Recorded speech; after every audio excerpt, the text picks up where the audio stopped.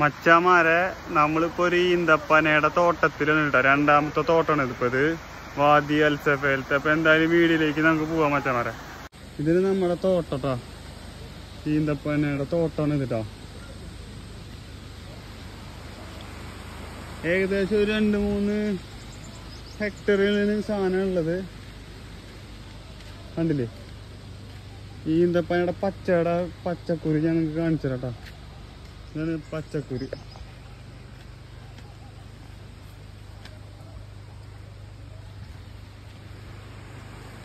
കണ്ടില്ല, ഇവിടെ ഫുള്ള് ഈന്തപ്പനകളാ.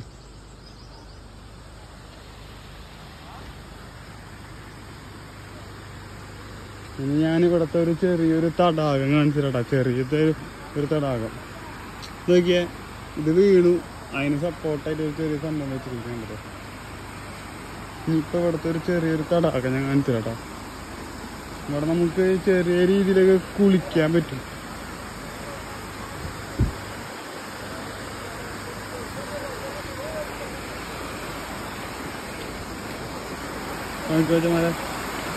ഒഴുക്കുണ്ടാവും. ശരിക്കും അങ്ങനെയാണ് നടക്കേണ്ടത്. പക്ഷെ അവിടേക്ക് നടക്കണമെന്ന് വെച്ച് കഴിഞ്ഞാൽ തിരിച്ചു വരാൻ ഞങ്ങളെ കൊണ്ട് സാധിക്കില്ല. അവിടെ ലോങ്ങിലേക്ക് ഒരു മല, പിന്നെ അടുത്ത് കണ്ടില്ലേ മഴ പെയ്തുകൊണ്ടാണ് തോന്നുന്നുണ്ട് പച്ചപ്പ്. ഇവിടെ നമുക്ക് ചെറിയ രീതിയിൽ കുളിക്കാം. വഴികൾ എന്ന് പറഞ്ഞാൽ ഭയങ്കര മോശം. നടന്നു പോകുമ്പോൾ ശ്രദ്ധിക്കണം. വലിയ വലിയ കല്ലുകളും കാര്യങ്ങളൊക്കെയാണ്.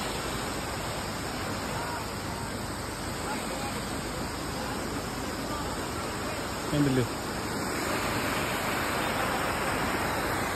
ഇവിടെ 3 ആൾക്കാർ കണ്ടില്ലേ നോക്കിയാ സെൽഫി എടുക്കണം.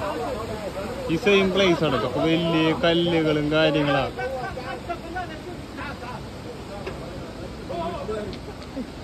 വമ്പം കുഴി ആണല്ലേ.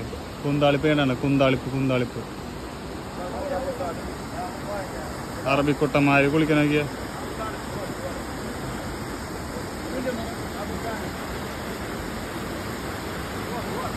ഇവിടെ അവന്റെ പോത്ത് വെള്ളത്തിൽ കിടക്കണ പോലെ കിടക്കണ നോക്കിയാ. ഇങ്ങനെ കിടക്കുന്നത് ഞാൻ കണ്ടിരിക്കുന്നത് പോത്ത് വെള്ളത്തിൽ കിടക്കണതാ. പോത്ത് വെള്ളത്തിൽ കിടക്കണ പോലെ കിടക്കാൻ.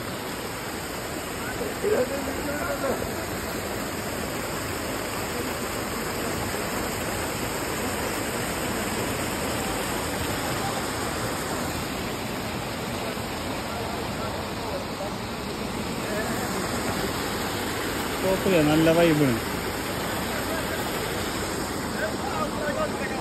ഇതൊക്കെയാണ് കേട്ടോ നമ്മുടെ ടീമുകൾ. ഏതായിരുന്നേ ഇതിന് നമ്മുടെ കൂട്ടത്തിലെ മൂത്താപ്പ.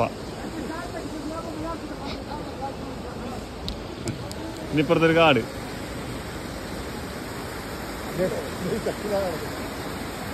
ഇത് മറ്റേ പോത്ത് വെള്ളത്തിലെടുക്കാൻ മതിയില്ലേ.